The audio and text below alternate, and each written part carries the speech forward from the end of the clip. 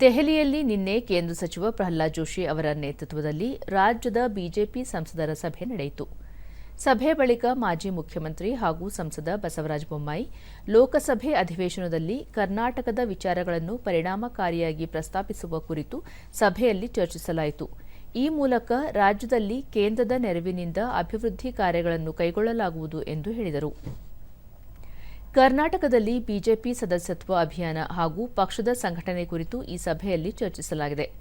ಲೋಕಸಭಾ ಚುನಾವಣೆಯಲ್ಲಿ ಬಿಜೆಪಿಗೆ ದೊರೆತ ಗೆಲುವು ಹಾಗೂ ಇತ್ತೀಚೆಗೆ ನಡೆದ 3 ಕ್ಷೇತ್ರಗಳ ಉಪಚುನಾವಣೆಯಲ್ಲಿ ಹಿನ್ನಡೆ ಬಗ್ಗೆಯೂ ಅಭಿಪ್ರಾಯಗಳ ವಿನಿಮಯವಾಗಿದ್ದು, ಎಲ್ಲರೂ ಒಗ್ಗಟ್ಟಾಗಿ ಸ್ಥಳೀಯ ಸಂಸ್ಥೆಗಳ ಚುನಾವಣೆಯಲ್ಲಿ ಗೆಲುವು ಸಾಧಿಸುವುದರ ಬಗ್ಗೆಯೂ ಸಭೆಯಲ್ಲಿ ಚರ್ಚಿಸಲಾಗಿದೆ ಎಂದು ಬಸವರಾಜ ಬೊಮ್ಮಾಯಿ ತಿಳಿಸಿದರು. ಲೋಕಸಭಾದಲ್ಲಿ ನಮ್ಮ ಗೆಲುವಾಗಿತ್ತು, ಮತ್ತೆ 3 ವಿಧಾನ ಉಪಚುನಾವಣೆಯಲ್ಲಿ ಆ ಗೆಲುವನ್ನು ಮುಂದುವರಿಸಿಕೊಳ್ಳೋಕೆ ಸಾಧ್ಯ ಆಗಿರಲಿಲ್ಲ. ಅದನ್ನು ಹಿಮ್ಮೆಟ್ಟಿ ಜಿಲ್ಲಾ ಪಂಚಾಯತಿ, ತಾಲೂಕು ಪಂಚಾಯತಿ ಸಂಘಟಿತವಾಗಿ ಹೋರಾಟ ಮಾಡಿ ಎಲ್ಲ ಕಡೆ ಗೆಲ್ಲಬೇಕು ಅನ್ನುವಂಥದ್ದು ಭಾಳ ಪ್ರಮುಖವಾಗಿದೆ.